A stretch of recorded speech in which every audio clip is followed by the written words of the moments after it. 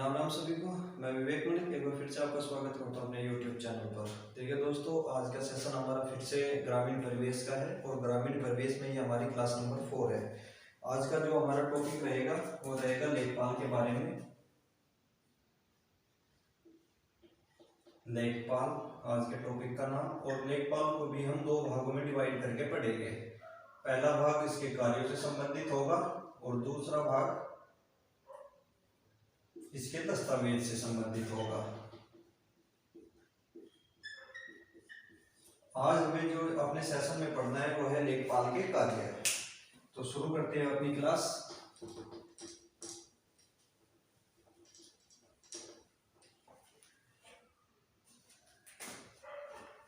लेखपाल के कार्य।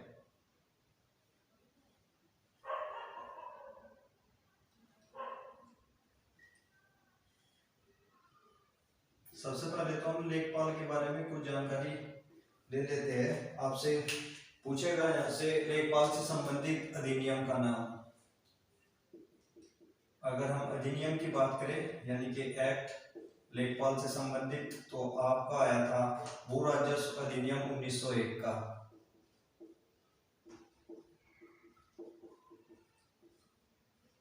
भू राजस्व अधिनियम 1901 आपका अधिनियम जो बना था वो अंग्रेजों के समय में ही बना था। उसे कहते हैं भू राजस्व अधिनियम 1901। दूसरा क्वेश्चन यहाँ से बनेगा लेखपाल के बारे में। लेखपाल का पूर्ण नाम, पूर्व या पुराना नाम। इसका पुराना नाम था पटवारी, जिसकी शुरुआत की गई थी मुगल काल में शेरशाह सूरी के द्वारा।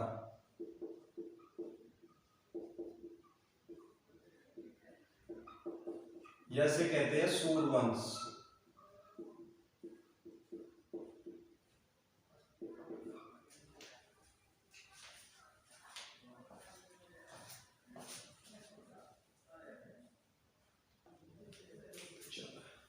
शेरशाह सूरी के द्वारा सूरवंश में इसकी शुरुआत की गई थी। दूसरा, पटवारी की जो नियुक्ति हुई थी मुगल के द्वारा, यानी कि मुगल ने पहली नियुक्ति तो शेरशाह सूरी के द्वारा। अब बात करते हैं अंग्रेजों के द्वारा। अंग्रेजों के द्वारा अगर हम बात करें, एक्ट लाया गया था आपका 1901 में और कार्य शुरू किया था इस पद ने आपका 1918 में। और यहाँ से क्वेश्चन एक ये भी बनता है कि सर कौन सी धारा लेखपाल से संबंधित है। भू राजस्व अधिनियम 1901 की धारा 23 आपकी लेखपाल से संबंधित है। फिर जब इसका नाम चेंज हुआ, नाम चेंज, आपका जो नाम चेंज किया गया चौधरी चरण सिंह द्वारा,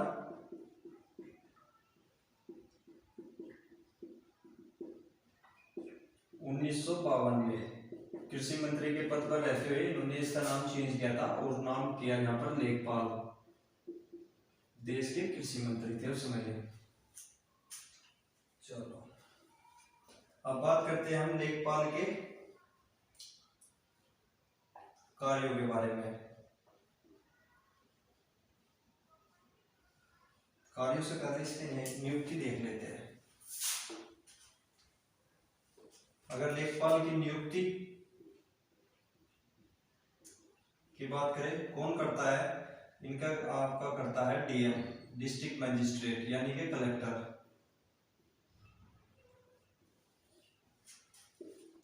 हल्के का निर्धारण,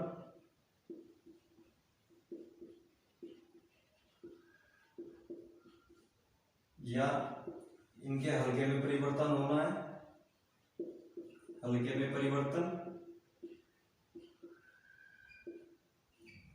या कार्यभार का स्थानांतरण।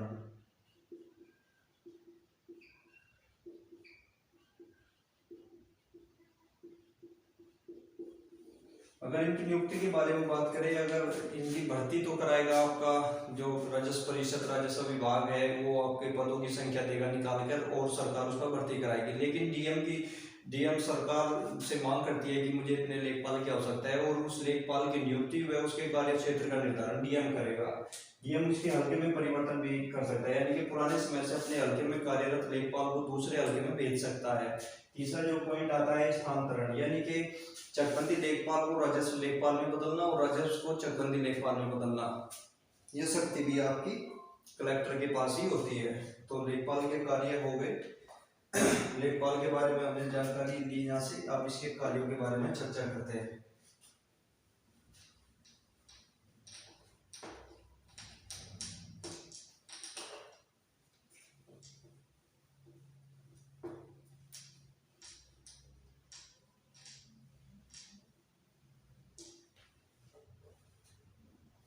अगर हम कार्य के बारे में बात करें लेखपाल के, सबसे इम्पोर्टेंट कार्य जो आता है इसके, वो होता है दस्तावेजों की रचना करना। दस्तावेजों की रचना, कौन कौन से दस्तावेजों की रचना करता है? आपने सुना होगा खसरा, खतौनी, खसरा हो गया, खतौनी हो गया, आपका सजरा हो गया, गांव का नक्शा, किसान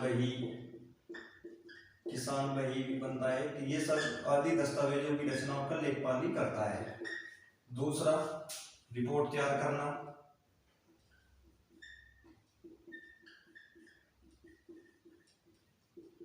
रिपोर्ट तैयार करना, कौन कौन सी रिपोर्ट बनाएगा? ये बनाएगा आपका प्राकृतिक आपदा,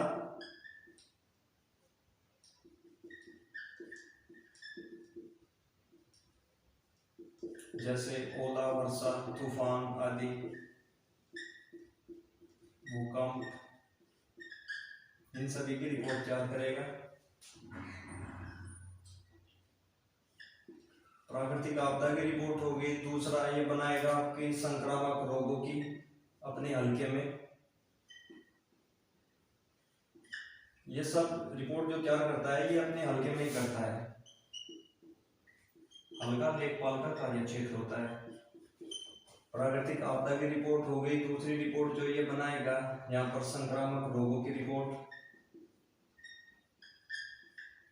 संक्रामक रोगों की दो प्रकार से रिपोर्ट तैयार करता है। पहली रिपोर्ट कृषि से संबंधित होती है, और कृषि का मतलब क्या होता है? कृषि से संबंधित जो रिपोर्ट बनती है वो आपका देगा ये नायाब तहसीलदार को।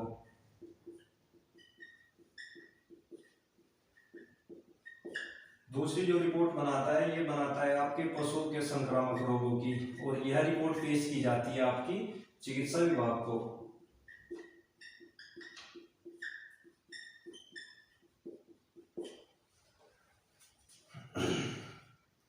तीसरी जो रिपोर्ट तैयार की जाती है यहाँ पर वह की जाती है अतिक्रमण की रिपोर्ट। अपने हल्के में अतिक्रमण की रिपोर्ट, यानी कि जबरदस्ती कब्जा जिस भूमि पर कर लेते हैं उसे कहते हैं अतिक्रमण। अतिक्रमण की रिपोर्ट ये भी नायाब तहसीलदार को पेश की जाती है। नायाब तहसीलदार को। चौथी जो यहाँ से रिपोर्ट निकलती है वो निकलती है अक्राम्य, जिसे कहते हैं हम संक्राम्य भूमि की रिपोर्ट।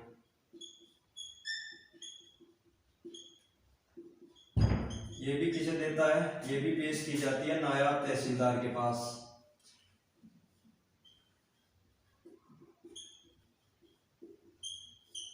संक्राम्य भूमि किसे कहते हैं? वह भूमि जो अविवादित नहीं है,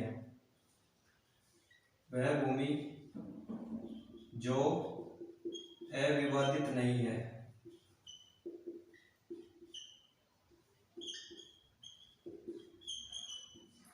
इसे कहते हैं हम संक्राम्य भूमि की रिपोर्ट। तो इतनी प्रकार की रिपोर्ट तैयार करता है। तीसरा जो इसका कार्य होगा, प्रत्येक माह के, या इस प्रकार लिखिए से कम कम से कम माह में एक बार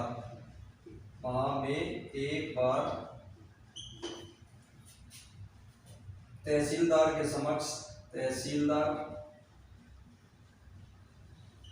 समक्ष पेश होकर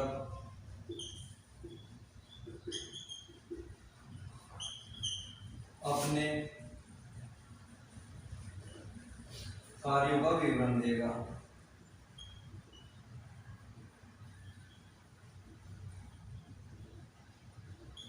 चलो नोट करिए इसे एक बार।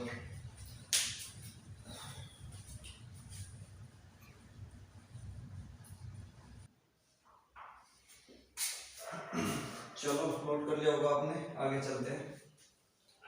भाई दस्तावेजों की रचना आपने यहाँ से मैं बताया इसके बारे में। दस्तावेजों की रचना करेगा, खसरा खतौनी जैसे नक्शा बनाएगा किसी गांव का, किसी गांव के पास कितनी जमीन है, कितनी है, इस प्रकार के नक्शा कपड़ों पे तैयार किया जाता है या और डिजिटल भी होने लगा है।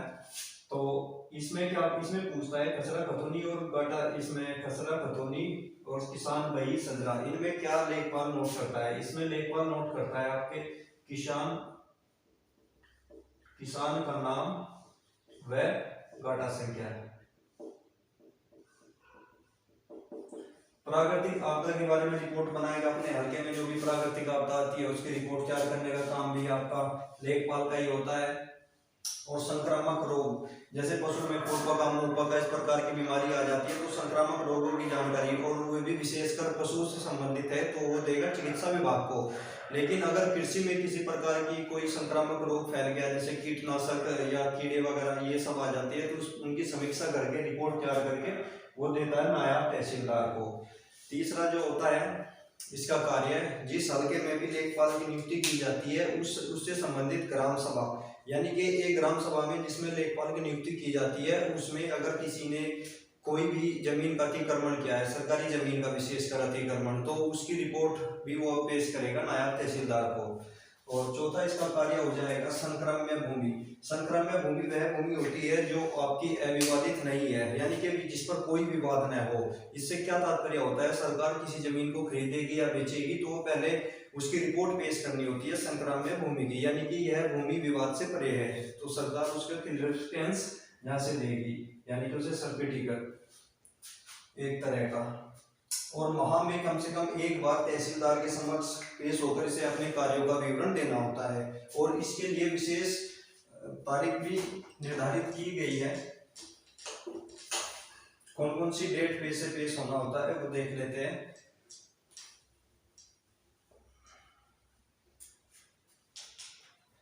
प्रत्येक माह के पहले व तीसरे मंगलवार को, प्रत्येक माह के पहले व तीसरे मंगलवार को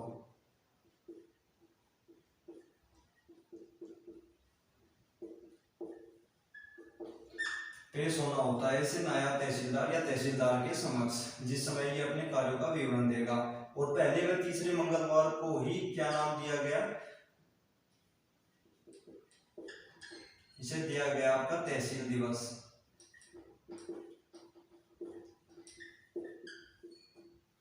तहसील दिवस का नाम चेंज किया गया, यहाँ से ये भी बनता है 2017 में योगी सरकार में इसका नाम चेंज किया गया था और इसे बना दिया आपका समाधान दिवस।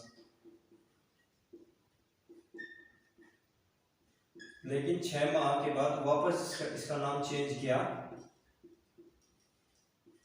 फिर से इसका नाम तहसील दिवस ही कर दिया गया।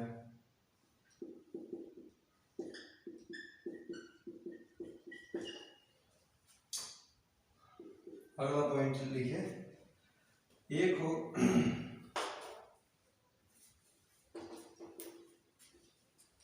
आपके प्रत्येक ग्राम सभा में एक समिति का गठन किया जाता है जिसे कहते हैं भूमि प्रबंधन समिति।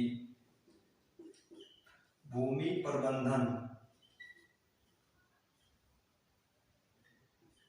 प्रबंधन समिति किस लिए गठित की जाती है यह भी पूछा जा सकता है, या कहाँ गठित की जाती है? प्रत्येक ग्राम सभा में, यानी कि राज्य की प्रत्येक ग्राम सभा में एक भूमि प्रबंधन समिति होती है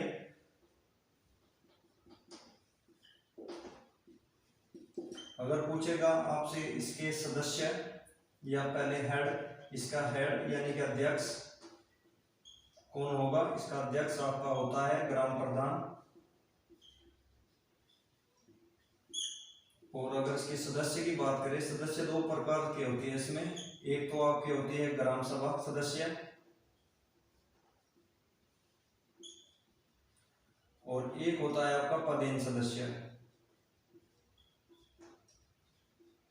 ये होता है आपका हल्के का लेखपाल।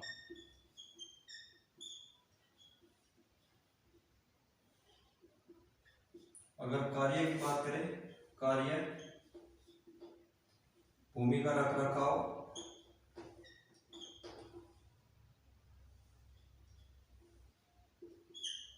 ये सब इनके कार्य। भूमि का रख रखाव जैसे किसी भी ग्राम समाज के ग्राम सभा के पास क्या होती है, सरकारी जमीनें होती है, उनका रख रखाव करना, जैसे चारा का उपलब्ध होता है, बड़ा घर बना देती है सरकार, उनका रख रखाव इस समिति का कार्य होता है।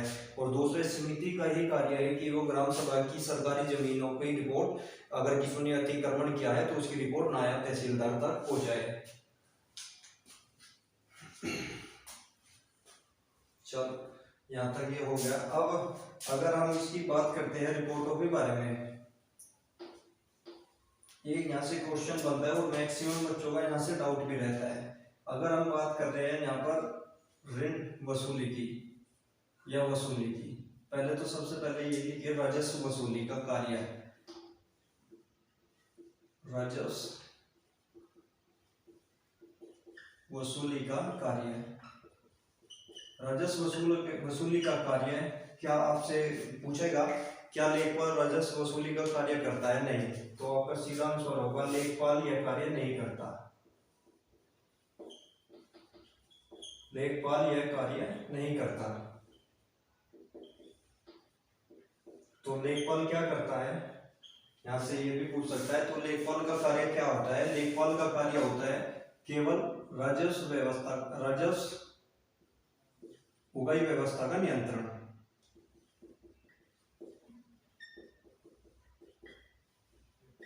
राजस्व उगाही व्यवस्था का नियंत्रण।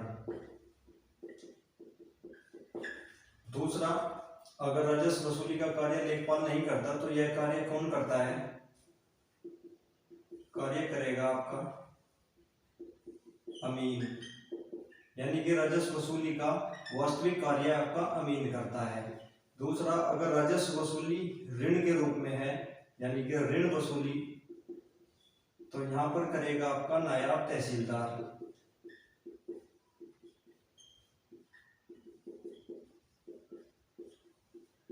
नायब तहसीलदार इस ऋण वसूली का कार्य करेगा। लेकिन अगर कोई वसूली नहीं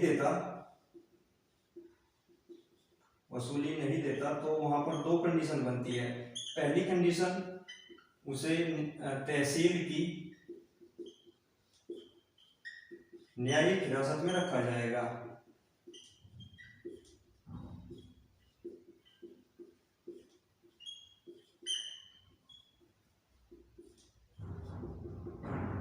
दूसरी जो यहीं से कंडीशन बनती है वह बनती है, अगर न्यायिक हिरासत के बावजूद भी वो वसूली नहीं देता तो उसे जेल भी भेजा जा सकता है।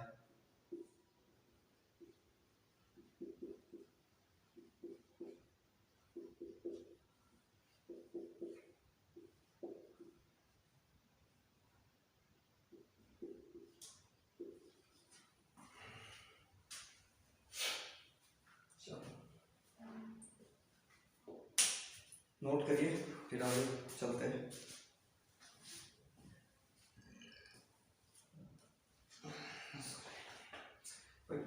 ये तो सभी जानते हैं तहसील दिवस। तहसील दिवस का अगर यहाँ से क्वेश्चन बनेगा, तहसील दिवस कब मनाया जाता है? प्रत्येक माह के पहले व तीसरे मंगलवार को। और यहाँ से क्वेश्चन बनता है 2017 में इसका नाम चेंज किया गया, तो वह नाम क्या था? समाधान दिवस। लेकिन समाधान दिवस से वापस इसका नाम चेंज किया गया, तहसील दिवस ही वर्तमान में है। ठीक है। दूसरा कंडीशन जो यहाँ से बनती है, भूमि प्रबंधन समिति। प्रत्येक ग्राम सभा में एक समिति का गठन किया जाता है, भूमि प्रबंधन समिति, और इसका अध्यक्ष आपका ग्राम प्रधान ही होता है। तो और लेखपाल इसमें पदेन सदस्य, या कहीं किसी किताब में इसका नाम पदेन सदस्य न देकर इसका नाम दिया गया पदेन मंत्री। या लेखपाल को ही पादेय मंत्री की संज्ञा भी दी गई है यहाँ पर। तीसरा राजस्व वसूली का कार्य है। राजस्व वसूली का कार्य लेखपाल का नहीं होता, लेखपाल केवल उगाही व्यवस्था का नियंत्रण करेगा। दूसरा, तो अगर यह नियंत्रण करता है तो वसूली करता कौन होता है, तो वसूली करने वाला आपका मीन कहलाता है। लेकिन अगर ऋण के रूप में वसूली है, कोई ऋण है जिसे वसूलना है, तो वो वहां पर कार्य राजस्व वहां पर आपका कार्य नायब तहसीलदार करेगा। लेकिन नायब तहसीलदार प्रशासन की सहायता भी लेगा। अगर कोई वसूली नहीं दे रहा है तो वहां प्रशासन की मदद लेगा। उस व्यक्ति को सबसे पहले न्यायिक हिरासत में रखा जाएगा, केवल तहसील में। और यदि व्यक्ति जब भी अपनी ऋण वसूली नहीं देता तो उसे फिर जेल भी भेजा जा सकता है। तो यहाँ से आपने समझ लिया होगा, आगे चलते हैं। एक नायब तहसीलदार के बारे में इंपॉर्टेंट चीज समझ लेते हैं। नायब तहसीलदार सबसे कंफ्यूजन पॉइंट है और मैक्सिमम बच्चे यहीं पर गलती करेंगे, क्योंकि लेखपाल के बारे में कोई इतनी बड़ी इतिहास नहीं है। अगर यहाँ पर आपको समझना है नायब तहसीलदार,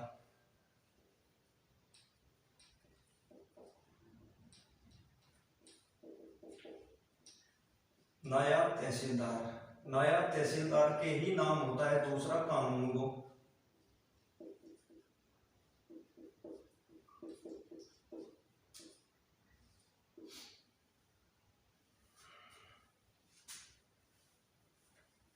तीसरा नाम इसका यहीं पर आता है भू अंतरण अधिकारी।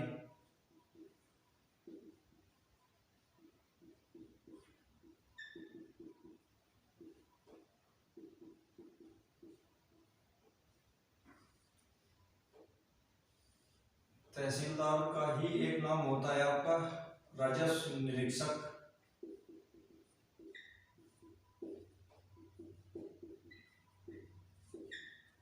और नायब तहसीलदार का ही एक नाम होता है आपका परगना अधिकारी। पहले लिखिए, इसका नाम होता है आपका सहायक तहसीलदार, सहायक कलेक्टर।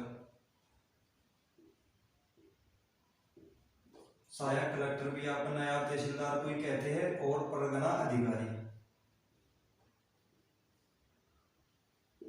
तो इतने नायब तहसीलदार के नाम होते हैं। और ये नाम जैसे जैसे तहसीलदार के नायब तहसीलदार के कार्यों में परिवर्तन होता है, ऐसे ऐसे उसके पद का नाम भी बदल जाता है। लेकिन होता ये एक ही व्यक्ति का नाम है जो उस पद पर विराजमान है।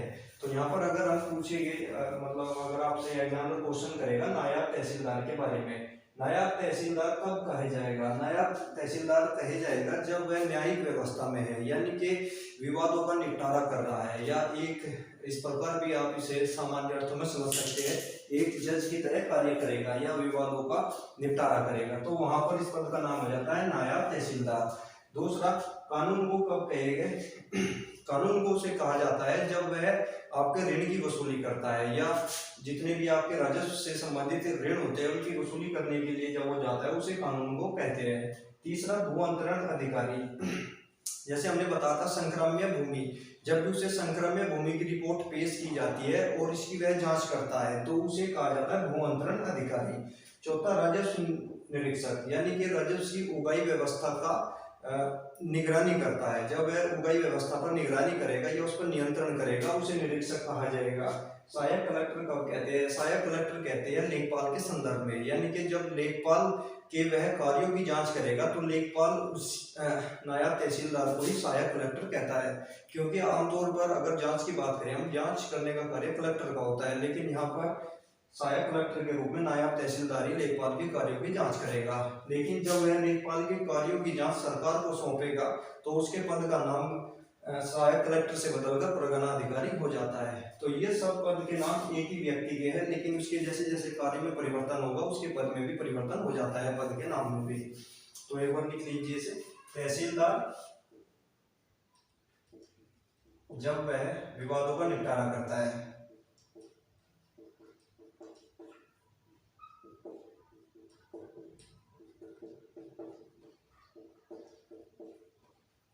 कानून को जब वह ऋण की वसूली करता है।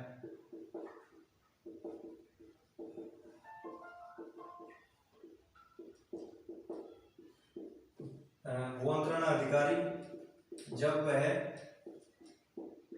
संक्राम्य भूमि की जांच करता है।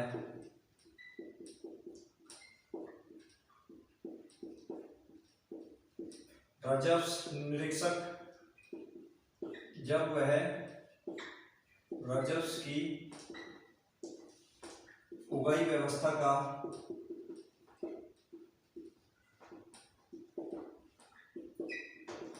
नियंत्रण करता है।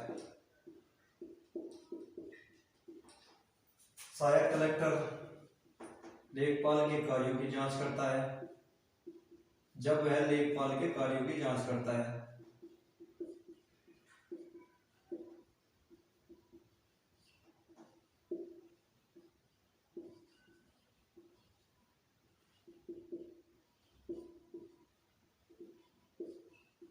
और परगना अधिकारी जब वह सरकार को जांच सौंपता है।